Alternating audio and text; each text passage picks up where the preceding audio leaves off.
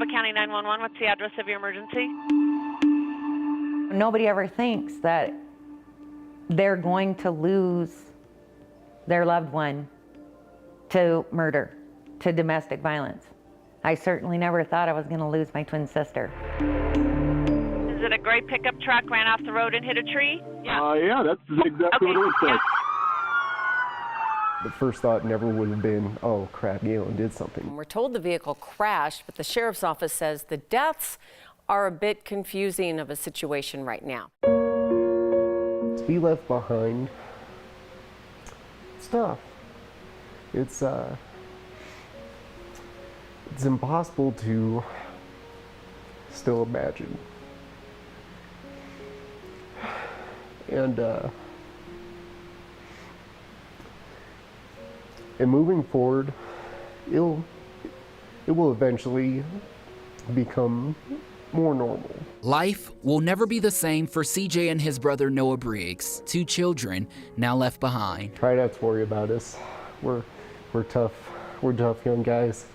You raise tough boys. We'll be okay. Reassurance to their guardian angel, 2 words they're still getting used to after their stepfather murdered their mom, Tricia Sue Green. Living there in the house with them, I never had too many issues. I never liked Galen that much. We had problems a lot through their marriage, and I never really liked him. Their mom, Tricia, married Galen Westfall in 2009. To those in Douglas County, Oh, he's the golden boy. He was born and raised in Castle Rock. Tricia's twin sister says her family saw the signs. He was controlling, manipulative, and nobody's seen it from the outside. We as a family, it was clear. Inside this home, the boys agree mom and stepdad fought like a normal couple. Noah remembers the late-night arguments when they thought he was sleeping. And kind of do realize that he was controlling. And I never knew that. I was young when they first got married. I was about 7 years old. And I think at the time I didn't pay attention to things like that. That's because he says it never got violent. But Terry says things started to change when the couple returned from vacation. At 4:13, November 7th, that Sunday morning, he removes the cameras from the home. You can see him look back to make sure she's not coming down the stairs. It was very, very eerie to see. Tricia was a very, very private person. Very private. 6 days later, we had went shopping and she was walking out, getting in the truck, and I said, "I love you." And she turned and looked at me as she was closing the door and said, "I love you too." And that was the last time I seen her. Last words. The last I love you. The last I love you. the following Monday, Galen dropped Tricia off at work at the Arapahoe County DMV. The family says he told her her car needed servicing. Random, but Terry says it's like her sister to go with the flow.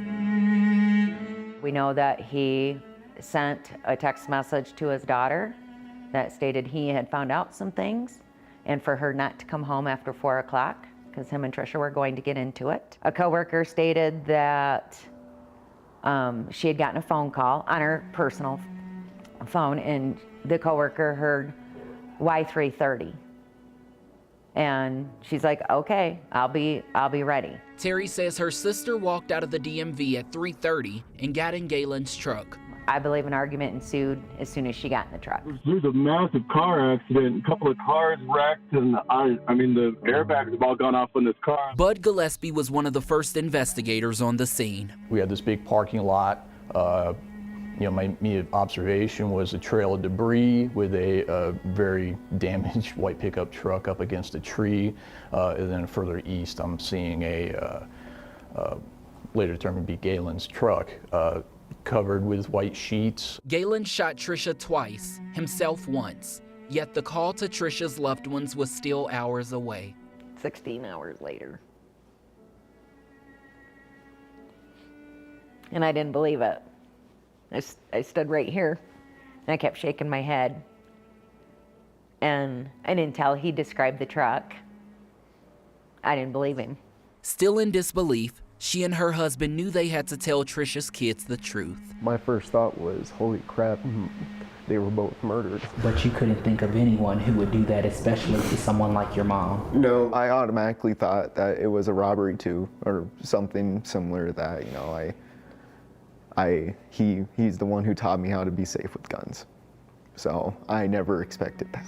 Now left behind leaning on each other after learning trust is broken. Back 12 years ago, he asked me for permission to marry my mom, and I gave it to him. So sometimes I'll look back at that and I'm like, maybe it wasn't the greatest idea. It hurts me to know that my brother trusted him so much and that he hurt him in that way.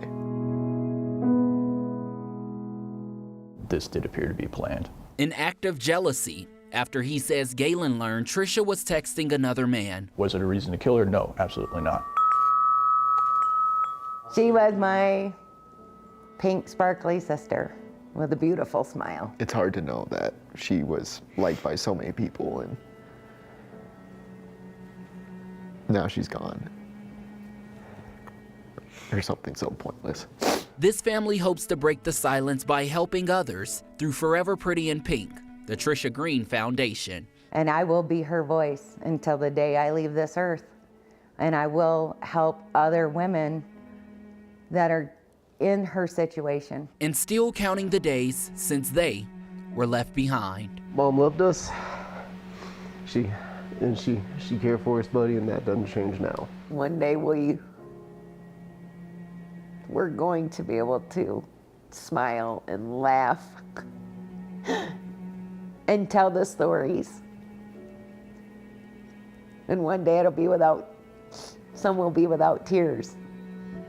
And some will be with tears, but it'll be tears of joy instead of pain. But I love you, buddy. I love you too.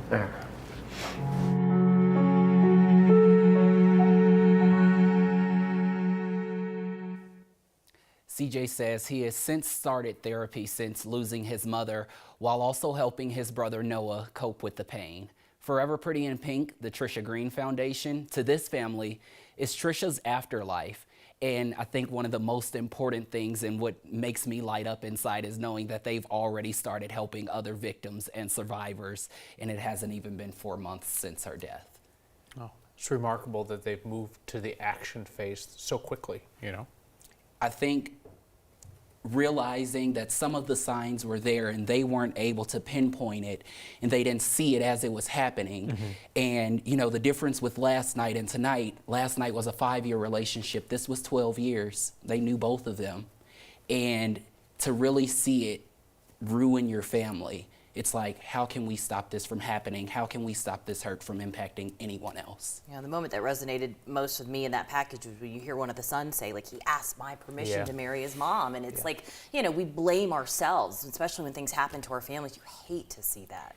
I think that was probably one of the parts in the interview that I didn't know, and that was probably one of the parts where I almost broke down and I almost choked up a little bit, because you don't hear that often, and you know the hurt that he's experiencing, and to know that even after this didn't make it in the interview, but he went right to the home of the other family to say, I don't blame you all. I still love you. This is how I feel. And I think that just goes to show that this was a family at the end of the day. So a couple nights now of looking at really awful situations with families, you can turn your attention now and our attention to resources in the community. Yeah, we made it through the tough part these last 2 nights, so that's definitely the one thing. Tomorrow, we're going to talk about the resources as well as the education for victims and survivors. That also includes children as well. We're speaking to shelters, Feel Wiser. We're getting everyone involved because this is a big problem. Now we got the attention. Let's get those resources out there for folks who need it. Thank you, Darius.